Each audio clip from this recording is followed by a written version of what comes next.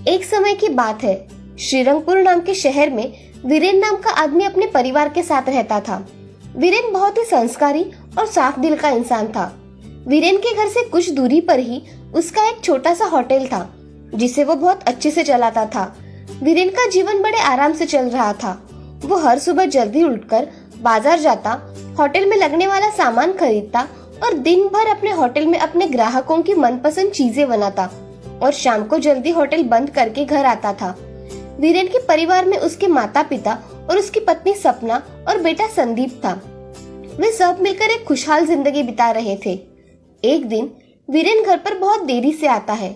घर के सभी लोग वीरेन का इंतजार कर रहे थे, लेकिन घर आकर वीरेन बिना किसी से बात किए अपने कमरे में सो जाता है।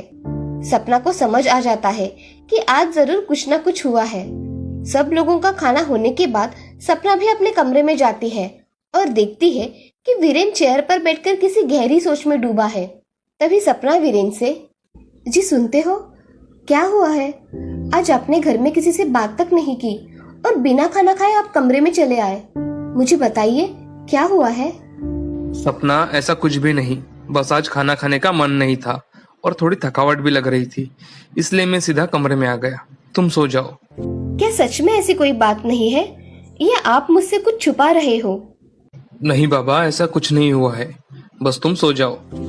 अच्छा ठीक है, लेकिन अगर कुछ चिंता की बात है तो आप मुझे जरूर बताइए। क्या पता शायद मैं आपकी कुछ मदद कर सकूं। नहीं सपना, कुछ भी नहीं, तुम सो जाओ। सपना को पता था कि कुछ तो बात है, लेकिन वो वीरेन को और परेशान नहीं करना चाहती थी। वो बिना कुछ बोले सो गई। अगले दिन वीरेन हर रोज की तरह सुबह जल्दी उठकर होटल के लिए निकल गया और बहुत रात को घर आया। अब ये सिलसिला रोज का हो गया था। सपना को कुछ समझ नहीं आ रहा था कि आखिर अचानक ऐसे क्या हुआ है कि वीरेन इतने चिंता में रहता है, किसी से बात नहीं करता और ना ही अपनी परेशानी बताता है। हर रोज की तरह वीरेन आज भी घर बहुत लेट आता है।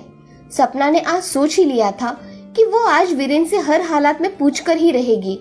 सपना अपने कमरे में जाती है और वीरेन से, जी क्या हुआ है? आज आपको बताना ही होगा। बहुत दिन से देख रही हूँ, आप बहुत चिंता में लगे रहते हो।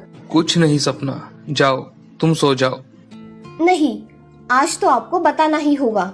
वीरेन अपने परिवार को चिंता में डालना नहीं चाहता था, इसीलिए उसने आज तक किसी को कुछ नहीं बताया था। लेकिन आज सपना उसे ये बात पूछकर ही रहेगी, ये उसे पता था। और सपना कितनी जिद्दी है ये भी उसे पता था। सपना, हमारे होटल के सामने ही मेरे दोस्त ने एक बहुत बड़ा आलीशान होटल शुरू किया है। उस दिन से हमारे होटल में लोगों का आना बहुत कम हो गया है और अब धीरे धीरे हमारा होटल जैसे बंद होने आया है। होटल में काम करने वाले लोगों की सैलरी भी नहीं दे पा रहा हूँ। मुझे तो कुछ समझ में नहीं आ रहा कि अब मैं क्या करूँ, घर कैसे चलाऊं, होटल का क्या करूँ, कुछ भी नहीं समझ आ रहा। जी आप चिंता मत करिए, कुछ ना कुछ रास्ता जरूर निकल आएगा। सब अच्छा होगा, बस आप निराश मत होइए। हम सब मिलकर कुछ ना कुछ रास्ता जरूर निकालेंगे। चलो अब पहले खाना खा लो, और हाँ, कल सुबह सबसे हम इस बारे में बात करते हैं। नहीं सपना, सब लोगों को बताकर मैं सबको टेंशन नहीं देना चाहता। जी ऐसी बात नहीं है, क्या पता सबसे बात करने पर कुछ ना कुछ रास्ता निकल आए। और फैमिली का तो काम ही है हर सुख दुख में एक दूसरे के साथ खड़े रहना। चलो अब जल्दी खाना खाकर सो जाओ। वीरेन खाना खाकर सो जाता है। अगली सुबह सब लोग नाश्ते के लिए साथ में बैठ जाते हैं। तभी सपना वहां आकर सभी घर वालों को वो बात बताती है। होटल की बात सुनकर वीरेन के पिताजी वीरेन से कहते हैं, बेटा वीरेन, किसी भी होटल के सामने कितना भी बड़ा आलीशान होटल या कौन सी भी आलीशान चीज खोलने से किसी का धंधा नहीं डूबता। तुम तुम्हारे होटल की स्पेशलिटी क्या रखते हो, ये इम्पोर्टेंट है। तुम मेरी बात समझ रहे हो ना बेटे? मैं समझा नहीं पिताजी, साफ साफ कहिए ना, आप क्या कहना चाहते हो? बेटे, तुम तुम्हारे होटल में कोई ऐसी चीज बनाओ जो कि सिर्फ तुम बनाते हो और अपने ग्राहकों की डिमांड को पहचानो, उन्हें क्या चाहिए और उसे लोगों के सामने अच्छी तरह से पेश करो। जैसे ही तुम ऐसा कुछ करोगे, तुम्हारा होटल उस बड़े होटल से भी ज्यादा चलेगा।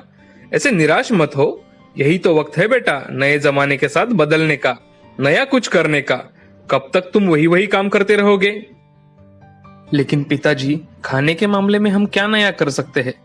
लोगों को आजकल बड़े बड़े आलीशान होटल में जाना और वहां खाना खाना अच्छा लगता है, और हमारे पास तो इतने पैसे भी नहीं है कि हम हमारे होटल को बड़ा बना सके। दादाजी और पिताजी की ये सारी बातें बाजू में खड़ा संदीप सुन रहा था।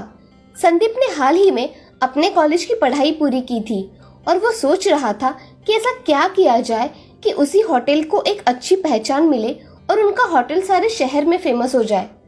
थोड़ी देर सोचने के बाद संदीप अपने पिताजी और दादाजी से, पिताजी, दादाजी, मेरे पास एक कल्पना है। अगर वैसा करते हैं तो हमारा होटल पूरे शहर में फेमस हो सकता है और कमाई भी बहुत अच्छी होगी। ऐसी क्या कल्पना है संदीप, जरा हमें भी बताओ।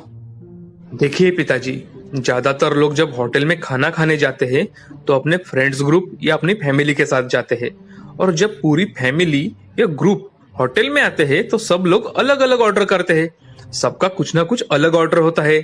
अगर हमने ऐसी थाली बनाई जिसमें अलग अलग प्रकार के व्यंजन हो और वो एक ही थाली 4 लोग मिलकर भी खा ना सके, और अगर किसी ने 4 लोगों ने मिलकर वो थाली खा ली तो उन्हें हम कुछ ना कुछ इनाम देंगे, तो लोग एक ही थाली की ऑर्डर देंगे और उनकी पूरी फैमिली उसमें खाना खा सकेगी। हाँ संदीप, ये कल्पना तो मुझे भी बहुत अच्छी लगी। वीरेन, तुम्हें ये करके देखना चाहिए। हाँ पिताजी, हम ऐसा ही करते हैं। मेरा भी कॉलेज अब पूरा हो गया है। मैं आपको इस काम में पूरी मदद करूंगा। इंटरनेट पर भी हमारी थाली की मार्केटिंग करूंगा। जी अब ज्यादा मत सोचिए, आप आज से ही काम शुरू कर दीजिए। ठीक है, चलो संदीप, आज से तुम भी मेरे साथ होटल चलोगे। संदीप और वीरेन होटल में आते हैं। संदीप उस दिन आसपास के होटल में जाकर वहाँ के ग्राहकों से बात करता है। लोगों को क्या पसंद है, क्या नहीं, ये सब बातें पता करता है और अपने होटल में आकर सारे कर्मचारियों की एक मीटिंग लेता है और उन्हें सब समझा देता है कि कल से उन्हें क्या करना है। सारे कर्मचारी भी संदीप की नई योजना की तारीफ करते हैं और काम में जुट जाते हैं। तभी उनमें से एक कर्मचारी संदीप के पास आता है और संदीप से पूछता है, संदीप भाई, अगर हम इतनी बड़ी थाली लोगों को देने वाले हैं तो हमें उस थाली का कोई नाम भी तो देना पड़ेगा ना। इतनी बड़ी थाली है तो हम उसे बाहुबली थाली नाम देते हैं। हाँ, ये नाम तो बिल्कुल सही रहेगा संदीप भाई। उस दिन संदीप और होटल के कुछ कर्मचारी रात भर होटल में ही रुकते हैं। सब मिलके सारी तैयारियां कर लेते हैं। संदीप ने एक बहुत बड़ा बैनर बना लिया था। उसे संदीप और कुछ कर्मचारियों ने मिलकर रात में ही होटल के बाहर लगा दिया। संदीप ने इंटरनेट पर भी बाहुबली थाली की मार्केटिंग कर ली थी। अगले दिन लोग होटल के पास आते और बाहर लगा बैनर देखते थे और उसे पूरा खाने पर जो इनाम मिलेगा ये देखते थे। उस दिन बहुत सारे लोगों ने बाहुबली थाली खाई। अचानक से एक दिन में आए ये बदलाव को देखकर वीरेन भी बहुत खुश हो जाता है। तभी एक ग्राहक संदीप से, भाई, यहाँ के होटल मैनेजर कौन है? जी मैं हूँ, बताइए आपको क्या चाहिए सर? अरे वाह बेटा, तुमने एक ही थाली में पूरी फैमिली खा सके ये जो काम किया है ये बहुत बढ़िया है। और हाँ, तुम्हारे थाली के सारे व्यंजन बहुत टेस्टी है। मैं मेरे दोस्तों को भी जरूर बताऊंगा कि तुम्हारे होटल आकर बाहुबली थाली खाए। धन्यवाद सर, आपको हमारी बाहुबली थाली पसंद आई, ये सुनकर हमें सच में बहुत खुशी है सर। सच में बहुत स्वादिष्ट खाना है तुम्हारे थाली का। चलो अब मैं चलता हूँ। वीरेन ग्राहकों की ये बात सुनकर संदीप के पास आता है और संदीप से, बेटा सच में तुम्हारी कल्पना बहुत अच्छी है। मैंने कभी सोचा भी नहीं था कि लोगों को ये सब पसंद आएगा। पिताजी, अभी तो सिर्फ आज का पहला दिन है, आगे आगे देखो होता है क्या। अच्छा है बेटा, मैं तो कहता हूँ आज से तुम ही इस होटल को संभालो। हाँ पिताजी, मैं आपको पूरी मदद करूंगा। संदीप और वीरेन घर जाते हैं और घर पर आज हुई सारी बातें बताते हैं। सारे घर वाले बहुत खुश होते हैं। अगले दिन से संदीप और वीरेन मिलकर होटल संभालने लगते हैं। धीरे धीरे उनके होटल में ग्राहक बहुत बढ़ने लगे। कुछ ही महीनों में उनकी बाहुबली थाली पूरे शहर में ही नहीं बल्कि पूरे राज्य में इतनी फेमस हो जाती है कि अब दोनों ने मिलकर कई शहरों में बाहुबली थाली के नए होटल शुरू कर दिए। अपने बेटे और पोते की तरक्की देख दादाजी भी बहुत खुश हो जाते हैं और एक दिन उनसे कहते हैं, देखा बच्चों, मैंने तुमसे कहा था ना, होटल आलीशान और बड़ा होने से कुछ नहीं होता, बस तुम्हारी स्पेशलिटी और क्वालिटी ही तुम्हारी पहचान होती है। तुम हमेशा ये बात याद रखना। हाँ दादाजी, आप बिल्कुल सही थे, मैं ये बात हमेशा याद रखूंगा। संदीप ने अपने होटल में बाहुबली थाली शुरू की और उसे एक नए मुकाम तक लेके गया। वो आगे जाकर एक बहुत बड़ा बिजनेसमैन बन गया। वीरेन भी अपने बेटे की तरक्की देखकर बहुत खुश था। देखा